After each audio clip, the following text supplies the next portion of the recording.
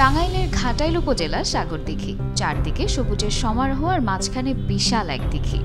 দেখতে অনেকটা সাগরের মতো বলেই এর এমন নাম। কথিত আছে 1500 শতাব্দীর শেষের দিকে পাল বংশের রাজা সাগর তার প্রজাদের জলকষ্ট দূর করতে প্রায় 13 একর জায়গা জুড়ে এই দিঘিটি খনন করিয়েছিলেন।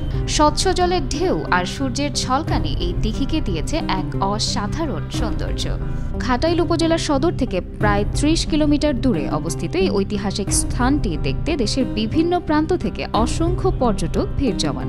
একসময় এই দিঘিকে কেন্দ্র করে নানা অলৌকিক গল্প প্রচলিত ছিল, যেমন থালা বাসন উঠে আসা বা রাজা তার স্ত্রীকে বিসর্জন দিয়েছেন, এমন নানা কল্পকথাও শোনা যায়।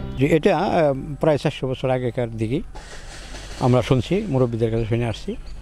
এটা আসলে উদ্দেশ্যটা ছিল ওই সাগর রাজা নামে যে রাজা ছিল, তা আমাদের শোনা কথা, কিন্তু উনি মানুষের কল্যাণে, জনগণের কল্যাণে পানির অভাবের কারণে এই দিঘিটা খনন করার ইচ্ছা পোষণ করছে, এরকম শোনা গেছে আর কি, আমরা শুনছি। মান্দায় বলে ইচ্ছা মাছ মারবার ইচ্ছা, এই দিঘি আসলে পরে ওই মান্দায় পানি তুলে নিয়ে গেছে, ওরা নিয়ে গেলে পরে মান্দায় আর মান্দায় বিচার পায় না, এদের একটা জালি বাসতেছে।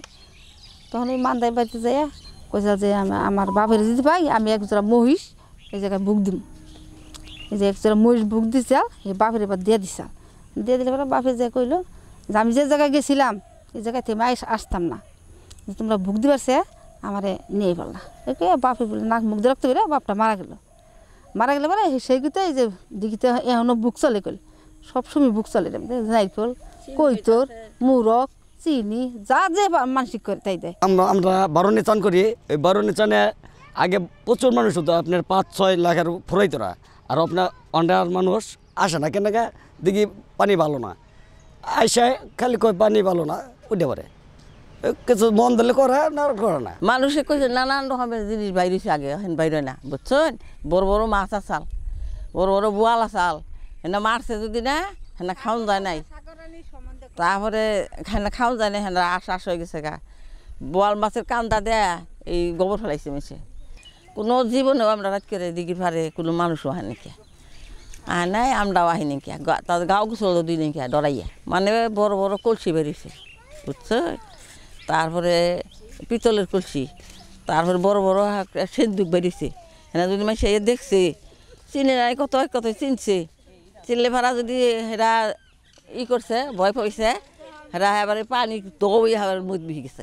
পরে এই দিঘিতে অনেক মানুষে মনে করেন যে ওই দায় দাওয়াত হতো, পানি হয়ে গেল, পরে ওই মানামাসি করে ওই থালি বাসন ডেক ডেস্কি না চাইতো, চাওয়ার পর ওই সব কিছু বাসান ধরতো পরের দিন, পরে নিয়ে অন্য মানুষের দায় দাওয়াত করতো, খেলাইতো, পরে আবার পুকুরে নিয়ে দয়া ফলকে দিয়ে আসতো। এরপর মনে করেন যে হঠাৎ একদিন ওই একটা প্লেট মনে করেন রেখা দিচ্ছিল একজনে, রাখার পর পরে আর ওই থালি বাসন ওঠে নাই।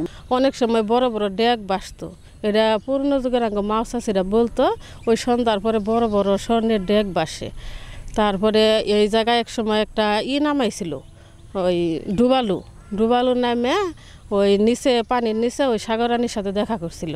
ওই জায়গায় যাই দেখছে সাগর রানী থাকে, তারপরে বিরাট বড় একটা এন্দিরে আসছে, এন্দিরের ভিতরে বড় বড় মাছ আছে, তারপরে সোনার একটা নাও আছে, তারপরে একটা কলার ছড়ি আছে, অনেক কিছু ইহা দেখছিল। দেখার পরে সে মনে করেন যে উঠে আইসা পরের দিন, আগের দিন সন্ধ্যায় নামছিল, পরের দিন সন্ধ্যায় আসছিল, আইসা পরে সব কিছু সে বইলা দিছিল, কিন্তু সাগর রানী বলছিল তুমি এসব কিছু বলবা না, কিন্তু সে আইসা সবই বইলা দিছিল। ওই বইলা দেওয়ার পরে ওই ডুবালুটা পরে মারা গেছিল। পাকিস্তান আমলে ওই একটা ওই যে 4 চাক্কা একটা 150 এটা বাইরে গেছে, হে সাধু বাড়ি, সর্বসাধু বাড়ি, এটা আমরা স্বর্ণের, আমরা এটি শুনছি। আর এই দিঘির পাড় দিয়ে ইজল গাছ আছিল, মানুষ নামতে ভয় পেয়েছে। তবে কালের বিবর্তনে এবং যথাযথ রক্ষণাবেক্ষণের অভাবে দিঘিটি তার ঐতিহ্য হারাচ্ছে। অবৈধ দখলদারিত্বের কারণে দিঘির সৌন্দর্য ও আয়তন দুটোই কমে আসছে। স্থানীয়দের দাবি এই ঐতিহ্যবাহী দিঘিকে উদ্ধার করে একটি আকর্ষণীয় পর্যটন কেন্দ্র হিসেবে গড়ে তোলা হোক। সাগর দিঘি নামে যে দিঘিটা রয়েছে এটা ঘাটাইল উপজেলার অন্যতম সুপরিচিত একটা দিঘি। এই দিঘির অনেক প্রাচীন ঐতিহ্য ইতিহাস রয়েছে, যেটা স্থানীয়ভাবে জানা যায় প্রায় 400 বছর আগে এই দিঘিটা খনন করা হয়েছে। এই দিঘিকে কেন্দ্র করে ইতিমধ্যে এই টোটাল ঘাটাইল থেকে শুরু করে পুরো টাঙ্গাইলের ভিতরে এই দিঘিটা জনমানসের ভিতরে পর্যটকদের ভিতরে একটা বিশেষ আকর্ষণীয় একটা দিঘি হিসেবে পরিচিত। এই দিঘিটা দীর্ঘদিন সংস্কার না হওয়ার কারণে ইতিমধ্যে মৃতপ্রায়। আমি ইতিমধ্যে স্থানীয় জনসাধারণ তারা দাবি তুলেছে যে এই দিঘিটাকে কীভাবে নতুন করে সংস্কার করা যায়, পর্যটন উৎসাহে বা বিকাশে কীভাবে ভূমিকা রাখা যায়। এক্ষেত্রে স্থানীয় প্রশাসন, উপজেলা প্রশাসন ইতিমধ্যেই বিভিন্ন রকম উদ্যোগ গ্রহণ করেছে।